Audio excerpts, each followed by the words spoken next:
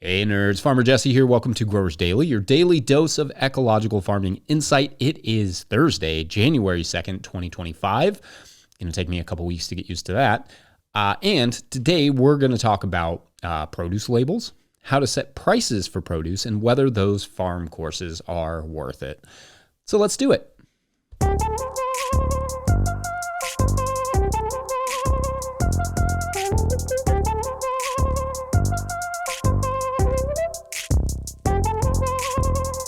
So the usual system for how I do the show is that I wake up at some non-hour, usually 3 a.m., but often my brain gets me up earlier, and I go through the notes for that day, add any relevant topical stuff, and then start work on the notes for tomorrow's show. I do that until around 6:45 or 7 a.m. is when I record, so I am almost always recording what you hear that afternoon on the day that you are hearing it, but just very early in the morning so that I have the next few hours to edit it, and should the internet go out or something, that gives me time to get to town and find some internet and post this thing for you. Now, that does mean there is a huge fragility to this system. If I were to get sick or something was completely to take me out of the game, like a family emergency, I can't really, quote unquote, bank shows for a daily podcast, at least not on my own. Though, when we hire a producer, I do hope to have more leeway there and do some creative things for the days that I may not be here. With that in mind, I think we will be posting that job in the next couple of weeks. It's not a remote job because there will be some potential camera work involved, and the files for these videos alone are enormous, let alone any B-roll. So this particular job will have to be something that requires you to be here already living in Kentucky. Maybe we'll have some remote jobs in the future, but this one, at least for the moment, is going to be very much a here thing. So if you or someone you know has some video or audio editing experience and lives in the area and might be interested, I believe that job listing will be posted really soon. So be on the lookout for that. Anyway, what are we talking about today? Well, I want to tackle a few questions to continue getting caught back up on our Patreon questions from way back in 2024. So today's first question comes from Patreon member Tommy Ryan, who writes, quote, "Hi, Farmer Jesse. As I am looking at Black Friday/Cyber Monday deals, I am thinking about getting a thermal label/sticker printer to use to label my bags. You can get these for less than $50. Looking at Nimbot B1 seems to have good feedback and an okay phone app for designing the sticker and decent prices for paper refills. Any recommendations or things to keep in mind?" End quote. Now, obviously, if you're like, Jesse, Black Friday was like ages ago, you're right, which is why I responded directly there on Patreon for timeliness. But as I said in that response, I also wanted to address label makers on the show for you all. So I don't have experience with that particular label maker that Tommy mentions. We only have used one actual label maker, but it has done a pretty good job for us. That is the Brother USA QL800, and you don't have to memorize that or write that down or anything. I'll put it in the show notes. I don't know anything about that Nimbot B1, though it does appear to have good feedback, and it is fun to say it. But feel free, listeners, to chime in if you have opinions on that one. It's really those two that seem to be the most popular in the market garden world. Alternatively, one thing we did when we first started, market gardening was just use a regular printer with sticker labels. At the time, we weren't including a barcode like we do for our retailer outlets or our organic certification or anything. We were just labeling what the produce was for market, like arugula, lettuce mix, etc. When you're just getting started, especially if you have a printer, that can work, but it's not a long-term solution as it will get expensive and it can be pretty slow. For some of you, though, depending on where you sell your produce, the label may not be necessary at all. I mean, I love the way labeled produce looks, but it's not just one extra step. It's often 2 or 3 steps added to the process, making the label, printing it, and putting it on each bag, etc. I believe it was Ben Hartman who once experimented with labeling versus no labeling at his farmer's market and found that the labels made no significant difference in sales. But don't quote me on that, and sorry to Ben if that was actually a hallucination on my end, and he never actually read said experiment. But what we have done is that sometimes we have like 5 different kinds of greens in bags. So we will label 1 or 2 of the greens just so it's easy for the customer to differentiate, or herbs. Those tiny herb bags can be hard to tell even to the vendor, just like what's in, is it cilantro, is it parsley, those sorts of things. But mostly when we were still doing farmers markets, we were not labeling unless we had to. But for some outlets, you will just have to print labels. Anyway, I hope that's helpful. And listeners, as always, feel free to give us your insight. Up next, let's talk about how to price produce. BRB. Today's episode of Growers Daily is brought to you by Peaceful Heritage Nursery. If you're looking for hardy and resilient fruit trees, berry plants, or pawpaw trees, then check out Peaceful Heritage Nursery. Peaceful Heritage Nursery LLC is a mail-order nursery shipping premium quality fruit trees and berry plants across the USA. They specialize in resilient, non-GMO plant genetics for small growers. Their diverse selection includes berries, cold hardy figs, passion fruit, gumi, mulberry, and much more. They're famous for their diverse selection of premium quality grafted pawpaw trees. 5-star Google ratings and customer testimonials attest to their commitment to excellence in quality and service. Find them at peacefulheritage.com and join their mailing list. Once again, find them at peacefulheritage.com. Use the promo code NOTILL, all caps, one word, for 10% off your first order. All right, back to the show. A quick reminder that if you, the listener, are enjoying this content, getting even a small amount of value from it, please consider supporting our work over at patreon.com/notillgrowers. I will try to get to questions from everywhere the questions come in, but I will always do my best to answer your Patreon questions. Now, today's Patreon question comes from Patreon member Jeremy Horvath, who writes, quote, "Hey Jesse, big fan of the Daily Show format and having it as part of my family's routine." Thanks, Jeremy. I was wondering if you could talk about how you should set your prices as a relatively new grower. I know there are resources where you can look up historical average produce prices, but since they don't represent local small-scale farms like us, it doesn't seem useful. I want to be able to balance costs to produce with customer willingness to pay, but I'm not sure how to pick a starting point for a crop I've never grown before, especially for wholesale prices, which I don't have visibility to at other similar farms. Also, I'm not related to Ethan Horvath. End quote. All right, great questions, Jeremy. And for the listener, the Ethan Horvath thing there is in reference to when I first shouted Jeremy out for the joining the Patreon page, which, again, thanks, Jeremy. I wondered aloud if he was related to the U.S. men's national team backup goalkeeper, Ethan Horvath, which it turns out he is not. But if anyone is related to Ethan Horvath or any other pro soccer players, feel free to give them a big high five for me. All right, so to Jeremy's question, I'm going to address this as a question about how to price produce in general, just to cover all the bases. Keep in mind, there is no one right way to do this, and I'm sure there will be other approaches that people will add to the comments section. However, the one really important thing for everyone to consider is that the market cannot be the only thing that dictates your prices. Your production costs are exceedingly important in determining your pricing, but I'm getting a little bit ahead of myself. I'm going to do both retail and wholesale pricing here for listeners. So we'll start with retail and then get to the wholesale stuff. First, what I do when I'm pricing a new item for retail or for the farmer's market is I get a general sense of what a generic organic version of that item is going for at a large grocery store like Whole Foods or whatever. This gives me a baseline to work with. It is not the definitive final price. If you're doing more wholesale, you can also check wholesale pricing online using that same sort of idea. Google wholesale organic beets, and you should be able to find a few options, even if on Amazon or whatever. But I'll get back to wholesale in a minute. Get an average and use that as a baseline. And of course, the USDA does a market report, so I will link that in the show notes as well to add to for your comparisons. Use at least 2 or 3 online sources because some prices may be outdated or just complete outliers. Note that even if you are not certified but you're chemical free, there is nothing wrong with working from the organic price point, at least to develop your baseline price points. You can't legally market your produce as organic, so the customer will tell you if they feel it's worth it or not. But since you are technically growing without chemicals, I think it's fair to price your produce that way. Now, next you need to know what it costs you to produce X item. We've talked about how to charge your garden bed's rent in an earlier episode of this daily, basically taking your farm budget for the season and dividing that by the number of growing beds you have to figure out how much each bed needs to earn you. Once you are nearing harvest, you should be able to say, for instance, I have 200 bunches of beets on this bed. I need those beet bunches to make $600 in total, so I have to sell the beet bunches at $3 each. According to Whole Foods right now, bunches of 3 or 4 organic beets are currently going for like $2.99, so that works out. You could also decide to charge a bit more, or if you have way more beet bunches to move, you could potentially charge slightly less if you feel like they're not all going to sell. I don't usually recommend doing that, but I also don't recommend wasting food, so Now, what if you only had 100 beets?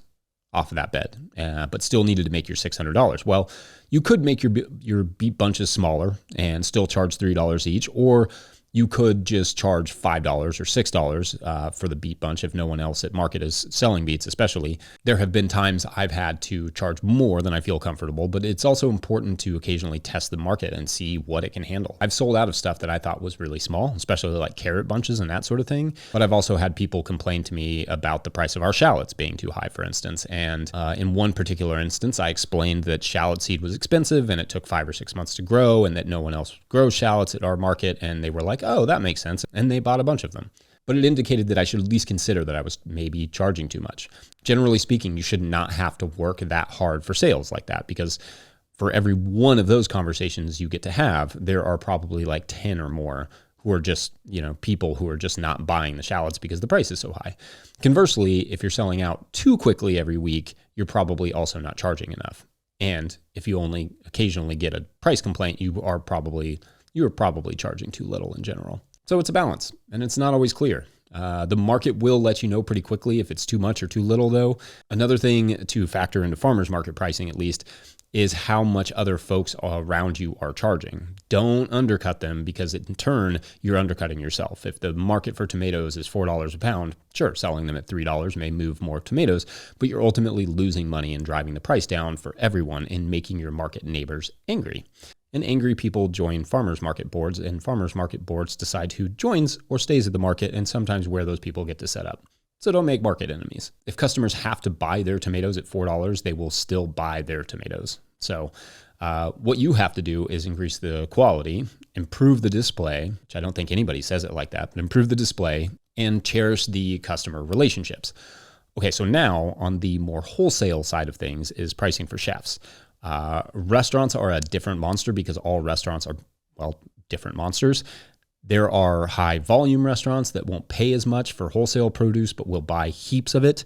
And then there are restaurants who use a single leaf of lettuce on every plate and won't buy very much produce, but will pay more for higher quality. First, get to know your chef's menu and style so you know what you're working with. Like, is it a high volume restaurant?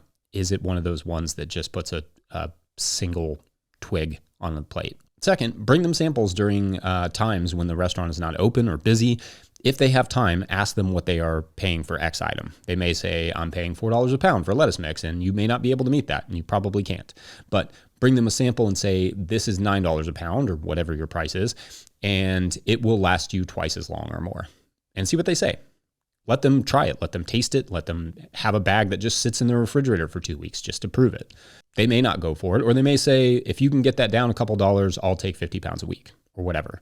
Develop that relationship and trust, and just be consistent. It does not hurt to just ask them how much they are paying for X item, because you will occasionally realize you could be charging more for something, and you may also be like, oh, I can compete with that. Also, share pricing with other farmers who are your friends. They're often in the dark too, and may appreciate getting some idea of what you're charging for a certain item in exchange for sharing what they're charging. If they're weird about it, let them be weird about it in the dark then. It's on them. Maybe that chef doesn't buy the lettuce, but maybe they want the carrots that you have. So you could start there and keep offering and bringing samples, and maybe eventually they pick up the lettuce. Now, obviously, restaurants are not the only type of wholesale. Some are outlets that want bulk produce, they want to repackage it under their own label, like, I don't know, some supermarkets or something, or their salad stands or whatever. There are also retailers who want you to individually package your produce and sell it that way. For the former, who just want bulk, again, figure out your cost and compare it to what you can find online as a starting point. Same thing, just Google bulk organic carrots or whatever it is, and get an average per pound price of what it's going for. Check the market reports, see if it's in the ballpark of what you need to charge. For the latter, where you are doing the packaging, there should be a premium included in that. I charge 25 cents per bag, for instance, on top of my per pound price to bag stuff individually for a retail outlet. But I'm also always checking the prices of the other sellers to make sure I'm not undercutting or ridiculously overpricing. Oftentimes, this is easy because you can just look at the shelf, see what they are charging for your produce items, do the math to figure out what percentage markup they make, and then figure out what other folks are likely selling their produce for at that particular outlet. Or you can maybe just ask the produce buyer. But if they're being cagey about it, I mean, It's not that hard to figure out. Get creative and just make sure you're not losing money. That's the key, not losing money. Anyway, I hope that's helpful to you, Jeremy. All right, we're going to take a quick break. And when we return, let's talk about masterclasses. Be right back. Today's episode of Growers Daily is brought to you by Harnwah Greenhouses. Harnwah Greenhouses has pioneered controlled environment agriculture since 1965, partnering with market gardeners and farmers across North America to deliver turnkey greenhouse solutions. Their unwavering mission is to support growers' success through innovation and expertise in design, manufacturing, and installation. Harnwah Greenhouses are engineered to withstand high wind and snow loads, providing optimal brightness, increased yields, rapid ROI, and long-lasting durability. With over 20,000 projects completed, they are more than a manufacturer. They are a trusted partner. Their structures foster sustainable, energy-efficient ecosystems that drive profitable, resilient agriculture. In 2025, Harnwah is introducing a new low-tech, high-tunnel model starting at just $2 per square foot, offering open field growers an accessible entry into controlled environment agriculture. Harnwah Greenhouses, leading the way in turnkey solutions for local growers. Learn more at harnwah.com. That's HARNOIS.com. All right, back to the show. Okay, so I get this question quite a bit, so I doubt it will be the last time I address it here, but this one actually came in from YouTube this week at MKTI200. Writes, quote, "Happy New Year, Farmer Jesse. Happy New Year to you. Never Sink Farm Course. Is the value worth it at $2,900 now? I'm gifting my daughter some educational classes and trying to find some good ones." End quote. Okay, so great question. And since obviously I don't know anything about your daughter's situation or what her goals are, I'm just going to give a basic overview of how to decide if one of these courses is for you with a couple caveats, and you can decide if it makes sense for your daughter or yourself or whomever. First caveat is that I have not peeked inside one of these farm courses in several years. I know the farmers for the main farm courses that are out there, the most popular ones, and I'm sure they would all let me peek inside again upon request. And maybe at some point I can do that again. But here's the thing. Most of these courses are massive, and it would take me a couple weeks of quiet focus to just get a good overview of what all is going on in any one of them. You're talking about hours and hours of videos and seminars with numerous spec sheets in the majority of these courses, at least the ones I've seen inside of. Now, quantity does not inherently equal quality, but generally speaking, these are not like quick money grabs that these guys threw together. They are pretty massive productions. And when we got to look inside of the Market Gardener course, the Never Sink Farm course, the Lettuce Masterclass, which I think is now part of the Living Farms Masterclass. I'm not sure exactly how they sell that. And the Lean Farming courses, and they all had a ton of content in them. That is to say, of the ones I've seen, you are purchasing a pretty robust, serious product. Now, with that out of the way, whether they are worth the amount of money you're talking about because they have gone up in price since I last reviewed them, that is a bit of a different question, and one only you and your budget and your goals can answer. So here is how I would go about this. First, as far as I know, all of these courses have samples online where you can preview the course and see what the farmer and their systems are like. All of them have Instagram pages too. You can kind of do some research on that front. And if you like the production value, if you like the delivery of the information, if their farm looks like what your farm, what you want it to look like or does look like, if they farm in a remotely similar climate, etc., then you can start looking into the prices. There are a few different pricing structures out there, and unfortunately, some of these courses are only available at certain times to drive up pressure on you, which, is an admittedly obnoxious, but also admittedly effective marketing strategy. So finding pricing may be difficult, and it may change by the time the course is available. It's the FOMO that gets you, I guess, but I digress. Nothing is better than experience for learning this business. Absolutely nothing. But to be fair, the case for why these courses may be worth the price for someone is that that person needs a way to learn, and they can't spend a year or 5 working on a farm for little or no money. Or maybe they don't have a farm near them. So these courses are a way someone can theoretically learn a proven farming system, which these courses often include details on irrigation and disease and pest management and all that stuff.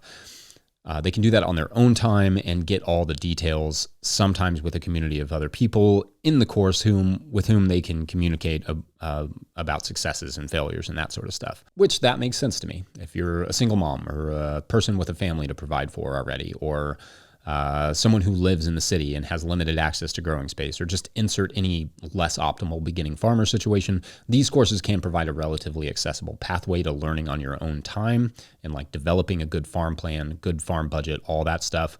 No doubt you need your hands in the soil at some point to learn this business on any helpful level, but can you learn everything else you need to know about farming from YouTube or from a book instead?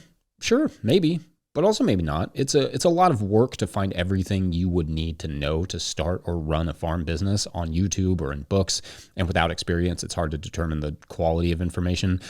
So it's really a trade-off of what is more valuable, your time or your money. If you spend the money, a ton of valuable information, at least some of which is probably not findable on YouTube, is immediately deposited at your fingertips in an organized way.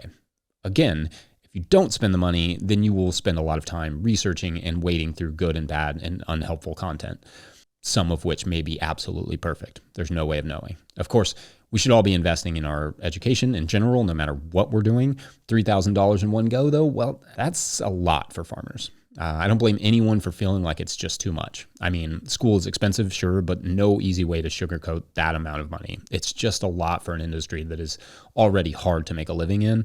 I personally think that all farming information should be free, but I also know firsthand how expensive and labor-intensive making free content is. In fact, we started making a free course a long time ago, and we just could not make it make sense financially or for the amount of labor and time it takes.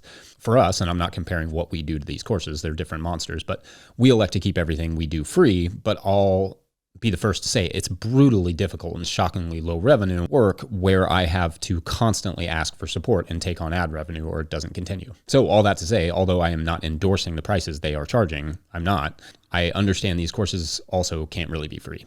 I also imagine what you will see in the comments is a lot of anger about these courses because, yeah, that price tag to learn an industry that's not easy to make even a normal income from, gosh, it's tough. But I'm hopeful that some of those growers who have gone through one of or some of these courses will also add their honest opinion and perspectives in the comments as well about how these courses did or did not help their businesses. I know professional growers, really good ones, in fact, who have gained a lot from these courses. I also know there are people who have felt unsatisfied given the amount of their startup capital these courses are requesting. Perhaps in the future, we can provide a review of each one individually so that you can get a more detailed examination. But I think I'll let the comments do some of that work for now, and I'll wrap up the second day of 2025 there. Huge shouts to Willie Breeding for the theme music and to the team at No-Till Growers. Shouts to Epidemic Sound for the background music you are hearing now. Pick up a copy of the Living Soil Handbook or The Seed Farmer from Dan Brisebois at notillgrowers.com to support our work. Big thank you to everyone over at patreon.com/notillgrowers, where at a certain level, or if you just bump up from one level to another, or if you just sign up in the month of January, you get a big shout out on the show. So big shout outs today to Jill Fetcher, Nathan, Van Jewel Rex. These are our earthworms from December. And Brian Green. Doesn't he have like a podcast or a show or something? I'm sure there's only like one or two Brian Greens in the world. And in this episode, they are, this is a group out in Idaho who take a trip to the beach, and they see these like just, miles and miles of strip malls that have those shops in them that have like they sell like shells and like hacky sacks and like goofy t-shirts and stuff like that, and boogie boards and all these things, and they realize like we should start one of these in Idaho. So they move back to Idaho and they start one because you know what, Idaho deserves it. They deserve their own beach shop. I mean, who needs a beach for it? Yeah. Anyway, wishing them the best. Otherwise, thanks for watching and or listening. We will see you tomorrow for Feedback Friday. So leave your feedback. All right? Thanks. Bye.